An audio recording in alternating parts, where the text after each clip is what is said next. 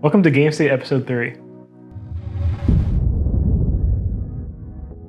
Sony has released some new details about some of the upcoming games that will be launching with the PS5. Some of them, to some people's surprise, will be launched at $70. This is because games are becoming more and more expensive to make. For example, Breath of the Wild cost Nintendo $100 million to make, which means that at a $60 price point, that would require something like 2 million units to be sold to break even. Due to inflation, $70 today is actually only worth $60 in 2011. So prices for games have really been decreasing and decreasing. Facebook Gaming has surpassed 1 billion hours of watch time in the third quarter of this year. For reference, Twitch had 4.7 billion hours, and YouTube had 1.7 billion. The viewership has been increasing since COVID lockdown started. Facebook actually does provide some benefit to streamers, particularly Facebook partners, who are able to play some copyrighted music that Facebook has purchased. They are also the ones who are able to be monetized. Although this is not particularly surprising to anybody who watched the last episode, the Oculus Quest 2 has been announced following the leaks that happened. It'll be released this month and it is currently available for pre-order. There will be a 64GB version that'll cost $300 and a 256GB version that'll cost $400. It's powered by a Qualcomm Snapdragon XR2 that has 6GB of RAM. It'll be 1832 by 1920p per eye, which is 50% more pixels than the original Oculus Quest. It'll launch with a 72Hz option and a 90Hz option, the latter being an experimental feature at first. However, they say that it'll become an officially supported ability later. Microsoft has announced their xCloud cloud gaming platform. xCloud is meant to run on mobile platforms only. Currently, it supports Android 6 and up, and soon it will supposedly support iOS. iOS is a bit tricky, however, because Apple does not allow apps like cloud gaming services to exist on their platforms. Leaked emails show that Microsoft has been working on an alternative, which would be having their platform run on a browser.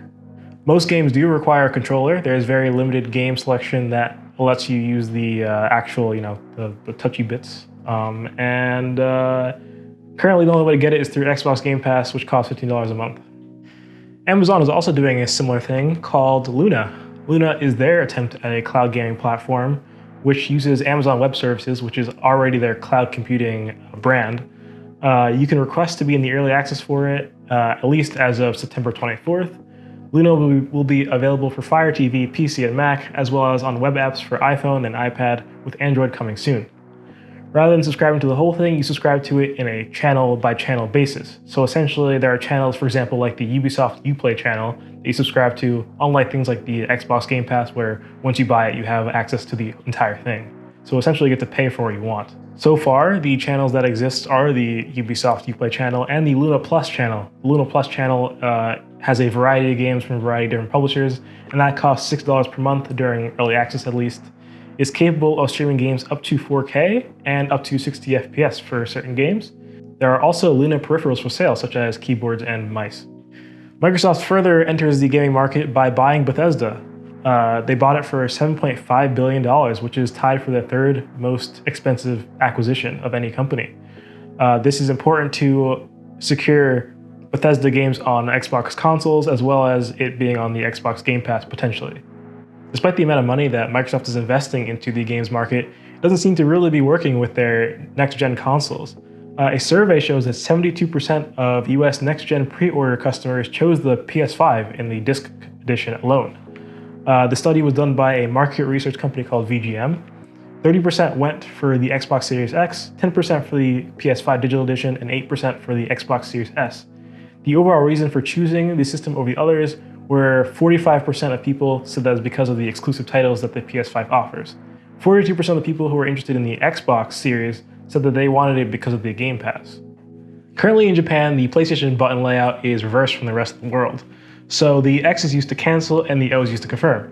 That seemingly makes a lot of sense. However, in the rest of the world, it's not like that.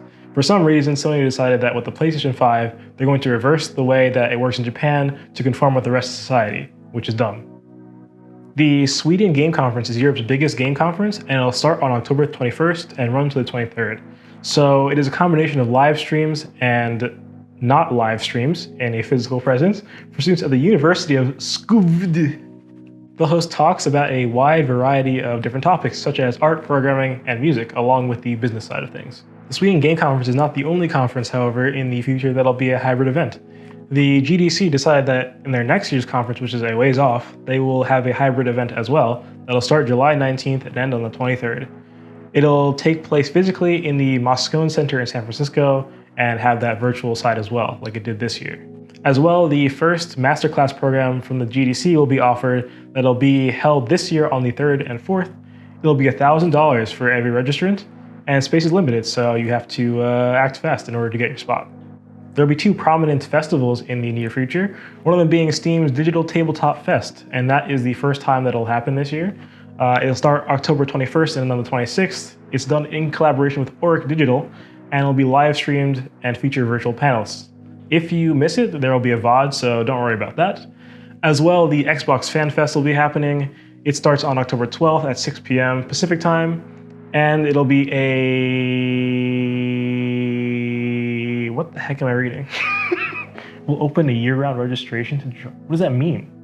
As well, the Xbox Fan Fest will also be happening. Starts on October 12th, and it will give you 100 Microsoft reward points if you sign up for it. I have no idea what that does, but yeah. And if you opt in, you'll get exclusive rewards offered throughout the entire year because the festival seemingly lasts the entire year. I really don't understand.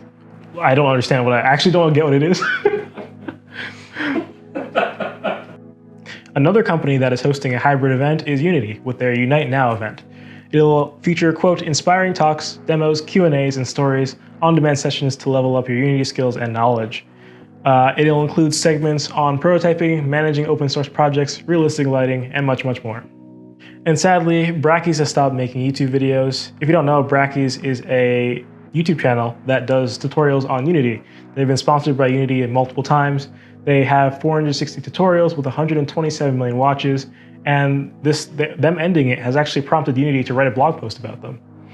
On the 8th of this month, AMD held a digital event where they announced a new Zen 3 Ryzen 5000 series processors.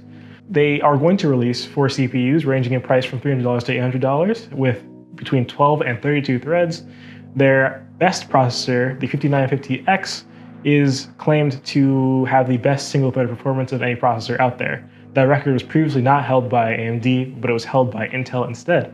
At the end of the AMD conference, they also teased their new GPUs that'll be announced on the 28th, and seemingly they ran better than a RTX 3080 on Modern Warfare, which is very impressive.